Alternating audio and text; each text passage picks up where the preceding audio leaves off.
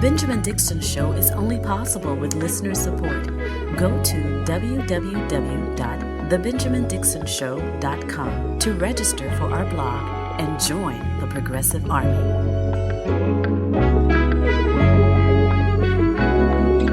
I do not make this decision lightly. And regardless of your party or who you voted for, these facts should concern all Americans. The American people deserve to know that the public offices are not for sale, and that the federal government is not being used to cover up the actions of a politically associated family. Now, I would encourage the President and his team to fully cooperate with this investigation in the interests of transparency. We are committed to getting the answers for the American public. Nothing more, nothing less. That is the voice of Speaker of the House Kevin McCarthy announcing yesterday his intention to launch an impeachment inquiry into President Joe Biden.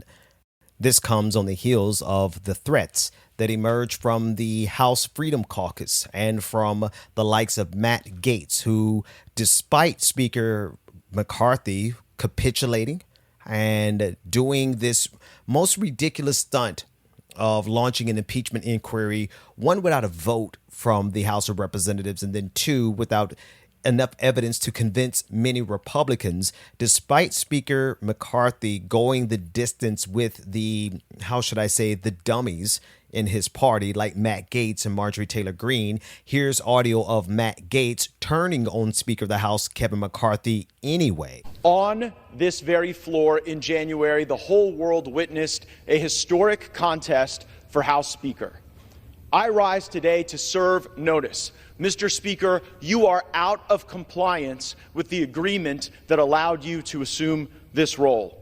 The path forward for the House of Representatives is to either bring you into immediate total compliance or remove you pursuant to a motion to vacate the chair. So Speaker McCarthy was trying to get ahead of this. If you would recall, at the beginning of this session in Congress, Matt Gaetz put on quite the performance, holding out his vote to confirm Kevin McCarthy to be Speaker of the House. And after much spectacle, he finally capitulated and gave his vote to Speaker McCarthy based on a couple of promises. And apparently, Speaker McCarthy isn't moving fast enough. And here is Matt Gaetz specifically referencing this impeachment inquiry. Mr. Speaker, you boasted in January that we would use the power of the subpoena and the power of the purse. But here we are, 8 months later, and we haven't even sent the first subpoena to Hunter Biden. That's how you know that the rushed and somewhat rattled performance you just saw from the Speaker isn't real. At this point, during Democrat control over the House of Representatives, they had already brought in Don Jr. 3 times, and we haven't even sent the first subpoena to Hunter Biden.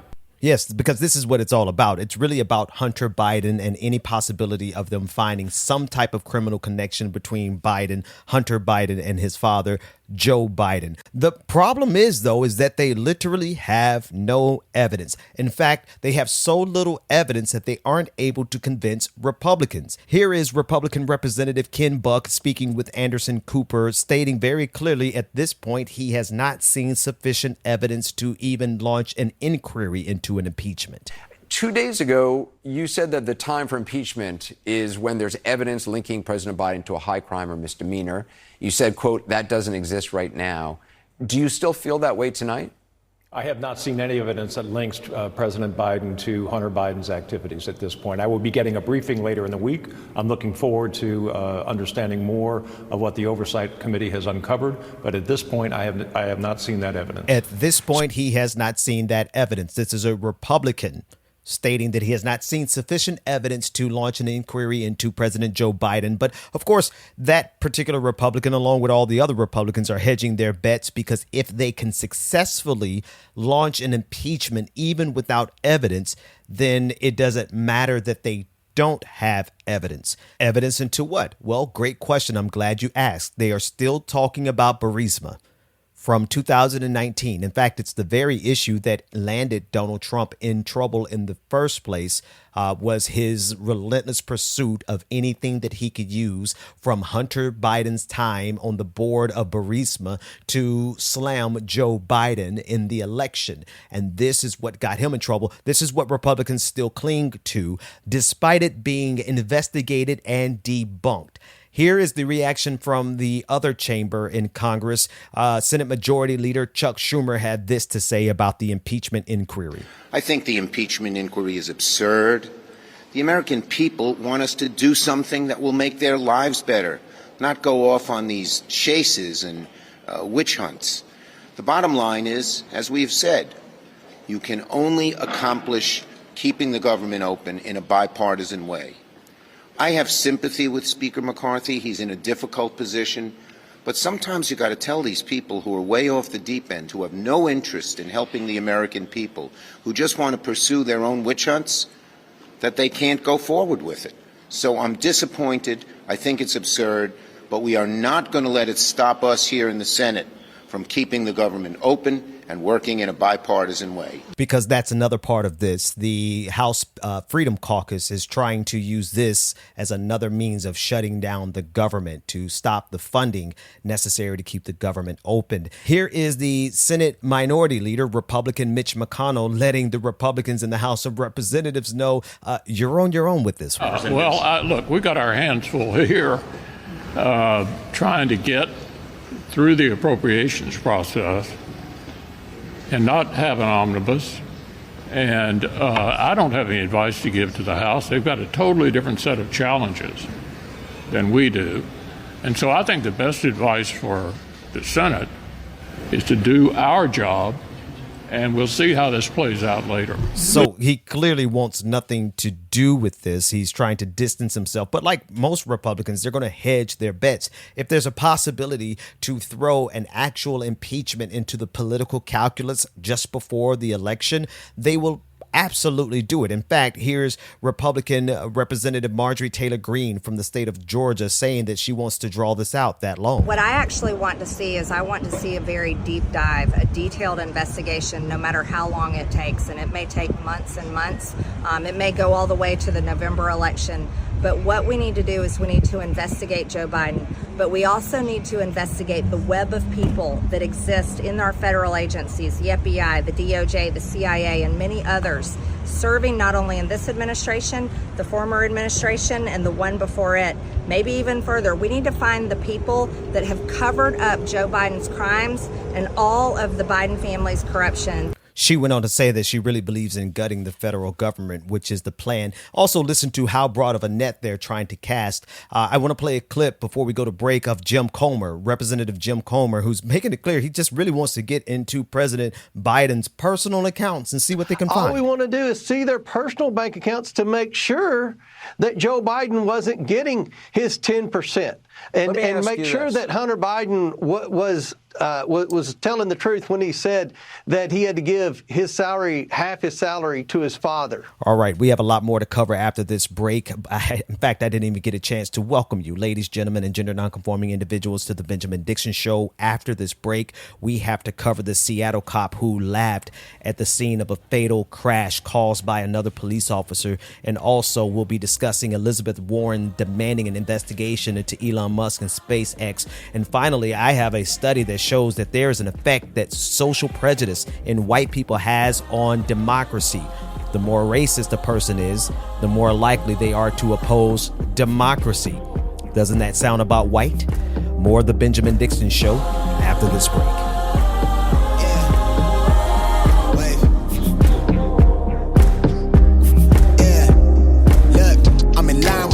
I'm in sync with the earth, 10 toes deep, flower child from the turf. I never switch sides, like even when I die, I'ma ride for the squad, light up ties in the hearse.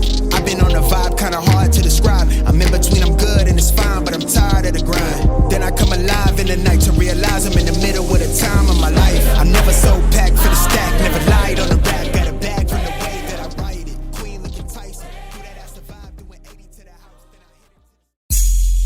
I hit it. Welcome back to the Benjamin Dixon Show. Visit us online at thebenjamindixonshow.com.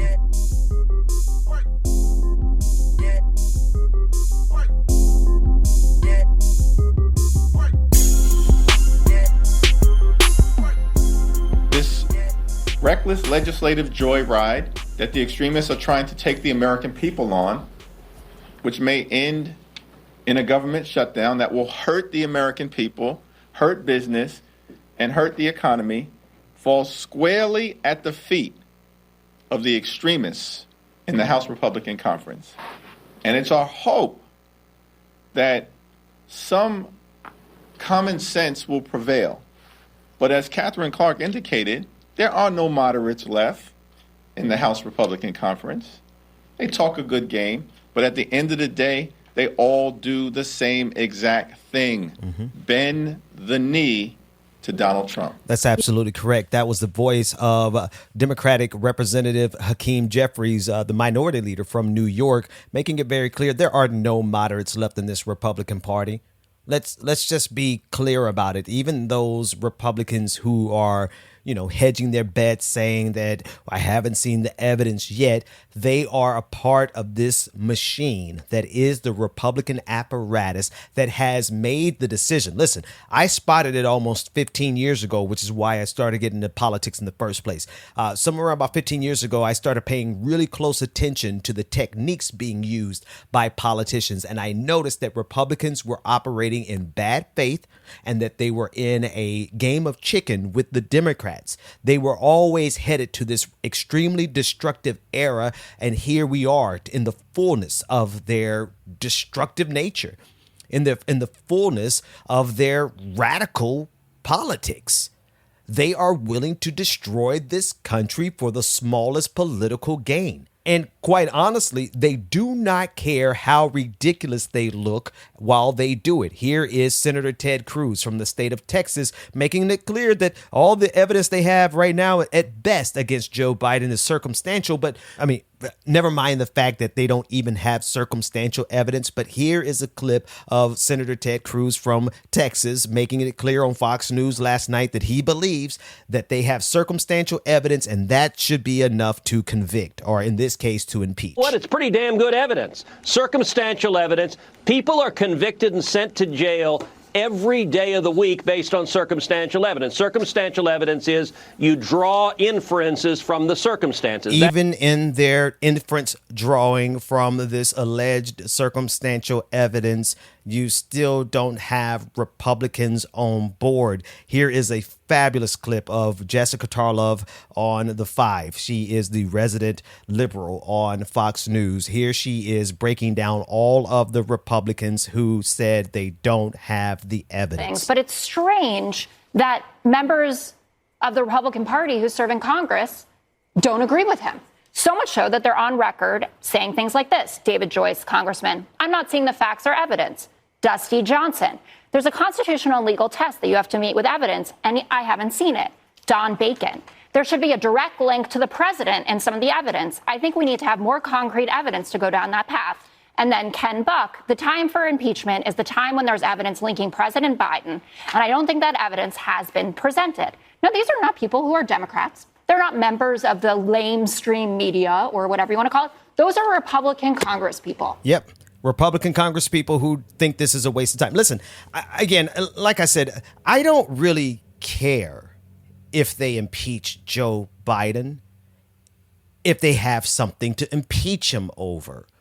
You will never find me defending a politician if that politician has done something wrong. I just don't get that pot committed. I don't get that invested into any politician. So if they had something on Joe Biden, by all means, please impeach him. But the reality is that they don't.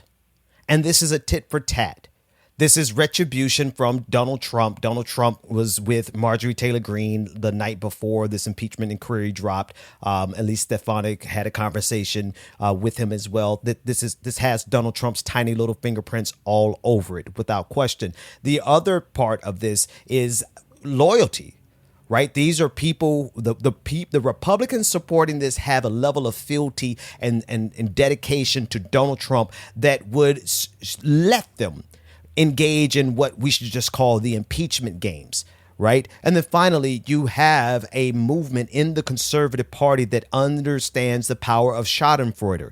They understand that if they could just muddy the waters with as many impeachments as they can going forward, then the next legitimate impeachment of a president like Donald Trump will not happen or will not be taken seriously, because you have Republicans who are willing to destroy our method of holding presidents accountable just so that they can get a president in there who could do whatever they want. Listen to this clip of Representative Scott Perry, Republican from Pennsylvania, losing his cool when asked about the actual evidence. Can I just ask, what actual evidence do you have as opposed to allegations to show to the American public that would merit an actual impeachment inquiry of Joe Biden and prove that today isn't just about some of you? Oh, I don't know.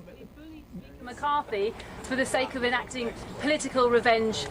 This isn't about political revenge. We have the bank accounts. We can see, ma'am, you can see that the homes that the Bidens own can't be afforded on a congressional or Senate salary. You also understand that it's not normal for family members to receive millions of dollars from overseas interests. Those things aren't normal. That's not normal to have 20 shell companies. These things are not normal, and it alludes to not only just widespread corruption, but money laundering, if not influence peddling itself. And we also have the president, the vice president at the time, on record saying that the prosecutor was fired. Well, son of a bitch, the prosecutor was fired, right? Because the prosecutor was going after the company that his son was working on. That's what we have. If you can't see that, if you are that blunt, look, I'll turn it over to the attorneys. People can't see that. They think it's political revenge. It's because you don't report on it.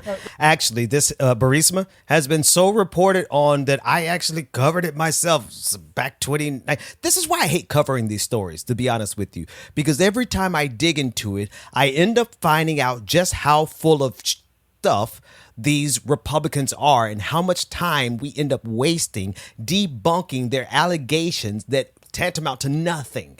Literally. In fact, I took the entire document of evidence that the House Republicans dropped on Twitter. I copied it all. I pasted it all in ChatGPT. I asked it to summarize it and give me a conclusion. And even ChatGPT confirmed that these are allegations without any substance. Let me read you the response from the AI. It said the following, quote, "It's important to emphasize that these claims are presented without corroborating evidence, and their veracity is subject of debate and investigation. The article appears to be making allegations rather than providing definitive proof of wrongdoing. Investigations, legal processes, and fact-checking are typically required to establish the truth of such claims."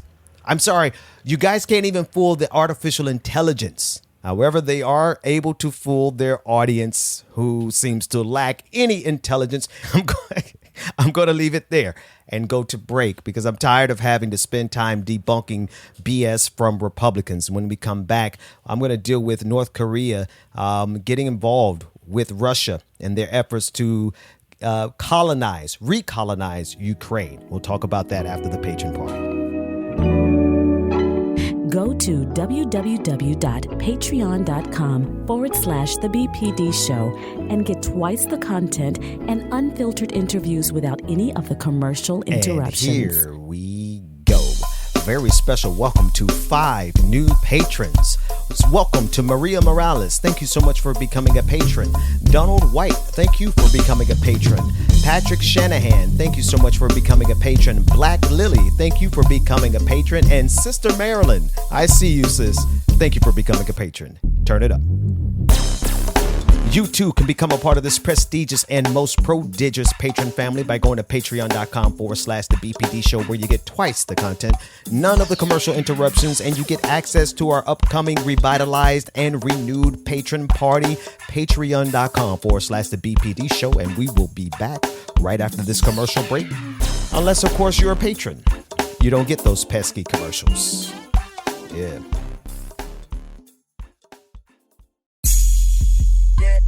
Welcome back to The Benjamin Dixon Show. Visit us online at thebenjamindixonshow.com. Welcome back. Yeah. Welcome back. I'm trying to squeeze in as many stories as I can into this public show, but there are a couple of stories I may not get to here publicly, but I absolutely am going to talk about, at least for the patrons, the number of kids in poverty in the United States increased dramatically by 12.4%, up from 7.8% the previous year. And this is specifically because of the federal programs that were cut as a result of Senator Joe Manchin. We'll discuss that and his culpability, and Kyrsten Sinema, obviously, she's in there as well. Who needs Republicans when you have Democrats like that? Come with me to what I believe to be a provocation and an escalation closer to World War III as a result of North Korea's Kim Jong-un looking for an opportunity to make himself relevant on the international stage by meeting with Russian President Vladimir Putin and pledging his full support for Russia's quote unquote just fight, as in a justified war. He also stated that he pledged that North Korea would always stand with Russia on the anti-imperialist front. I do want to talk about the specifics of why they were there, but I just have to pause and reflect on the propaganda that's coming from this entire side of the war, right? To call what Vladimir Putin is doing in Ukraine anti-imperialist is simply untrue. He has already expressed, Vladimir Putin spoke and let it be known that he is seeking to rebuild the Russian empire, literally imperialist ambitions. And to call it a just war is another example of gaslighting of the highest order, propaganda of the highest order, when you consider that it was Russian-backed separatists who initiated the violence in Donbass in 2014. You consider that it was Russia that occupied Crimea in 2015. When you consider that it was Russia, Vladimir Putin specifically, who has been trying to infiltrate and influence Ukrainian politics, even to the point of Ukrainian President Viktor Yushchenko, who is now living comfortably and peacefully, safely, in luxury in Russia, in Moscow, right? How is this a just war? I don't expect anything less than propaganda and gaslighting from Kim Jong-un, who is trying to make himself relevant by cozying up a little closer to Vladimir Putin and offering him the millions. According to some analysts, they suggest that North Korea may possess tens of millions of aging artillery shells and rockets based on Soviet designs that could potentially aid the Russian army in Ukraine. So this is what he has to offer Vladimir Putin, and it's pretty much a sad state of affairs in terms of Russia's military might, the second most powerful army on the face of the planet, needing to go to North Korea to get artillery shells. But this proves to be a phenomenal opportunity for North Korea to become relevant, or even more relevant, on the international stage. And Vladimir Putin, being as desperate as he is, losing the way that he is losing, obviously inflicting tremendous pain and suffering on the people of Ukraine, but this is not going the way that he wants it to go. He's having to look for help anywhere he can. Here's the one thing I do want to say about this in terms of commentary wise. It's fascinating that everyone who has cried that if you do anything against Russia, this will lead to World War III, right? If you help Ukraine, it's going to lead to World War III. If you interfere, or rather, if you don't interfere like Elon Musk did, we'll talk about that coming up next, then if you allow the Ukrainian people to run their operation, their strategic operation, to strike the naval forces of Russia, then everyone's saying, oh, that's going to start World War III or nuclear war. I'm not noticing anyone say that North Korea injecting themselves such as they are, and Vladimir Putin embracing it such as he did. He kept a little distance, a little plausible deniability in his meeting. He didn't welcome them completely. He didn't agree to any actual military agreement, at least publicly, right? So he kept his distance, but no one is saying that this type of engagement is going to escalate us further into a world war, when literally Kim Jong-un is inserting himself in a fashion that can easily push us one step closer to World War III. And I don't mean that in terms of hyperbole. I mean the people who are involved in this war, the nations that are directly involved in this war, or even if you want to call it the proxy nations that are involved in this war. It's just wild how all of a sudden, when it's something that benefits Vladimir Putin's agenda, all of the same people who have been screaming at the top of their lungs that this is going to trigger World War III have said literally nothing, or they have been said positive things. They have been happy about the fact that North Korea is now trying to get into this conflict on the side of Vladimir Putin. The bottom line is that we are dealing with people, particularly pro-Putin propagandists, who are in the media, independent and mainstream media, who are inside of our Republican Party in this country.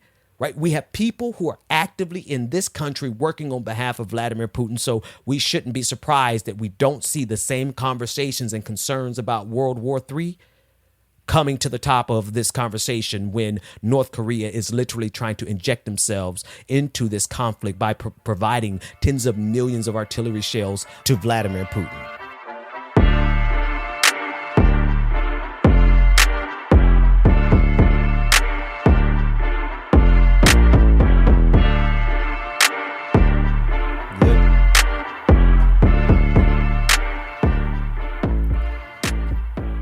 Trigger warning, this next story is extremely disturbing in its casual dismissal of human life.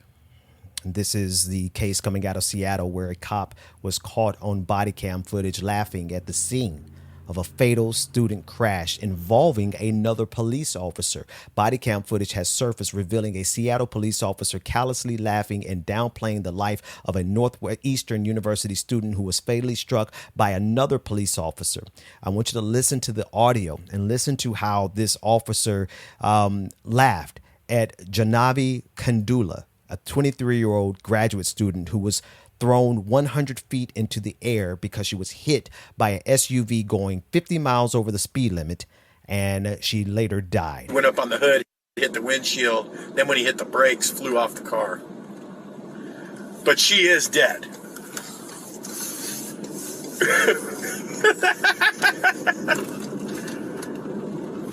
No, it's a regular person. Yeah.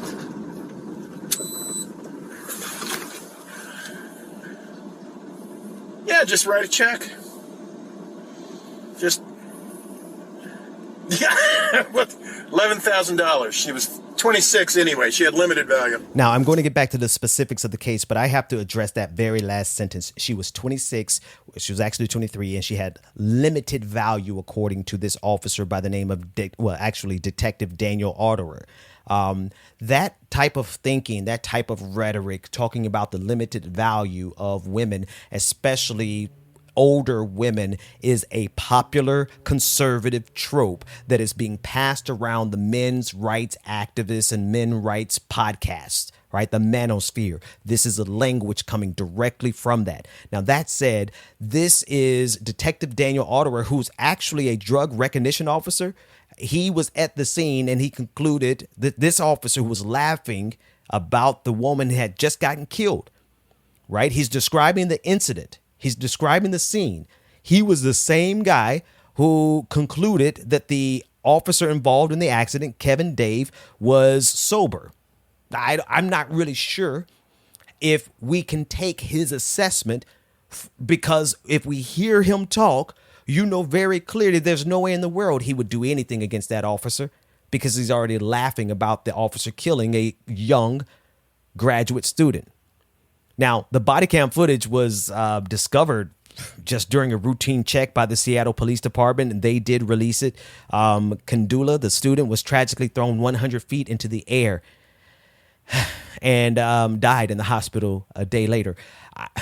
I'm not sure that you need any more evidence about the type of attitude that exists in the policing agencies across this country, right? I'm not dare saying that this is something that we could lay at the feet of every police officer, because this has to be some of the very worst that I've ever heard. And in fact, this individual is connected. The one that was he was talking to a union representative, a police union representative. Can I just say something else here? This is why police unions are not the same as any other labor union, because they actively conspire against the rest of us. They actively conspire against the average American on behalf of the police Gestapo, on behalf of the police state. And after all this has been revealed, has he been fired? Nope. There has been an investigation launched by the Office of Police Accountability. And they raised concerns about the culture within the Seattle Police Department and officer accountability. You think?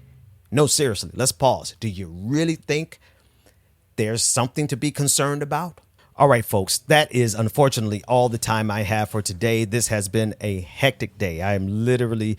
There's so many stories that I didn't get a chance to go over. I will cover them tomorrow, though. The effect of white social prejudice on support for American democracy. I have posted that on my timeline. It is my pinned tweet. You can go click on the link to see it for yourself.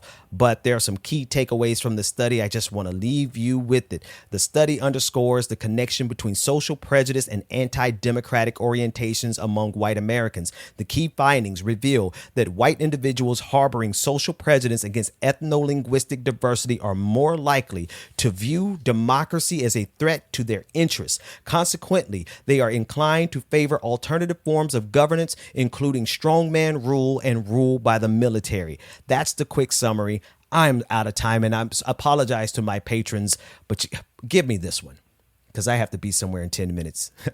And it doesn't look like I'm going to get the rest of the show in. That said, hang tight, folks. I'll be back tomorrow. The Benjamin Dixon Show is only possible with listener support. Go to www.patreon.com/The BPD Show and support The Benjamin Dixon Show. If you like this episode, be sure to share, like, and subscribe.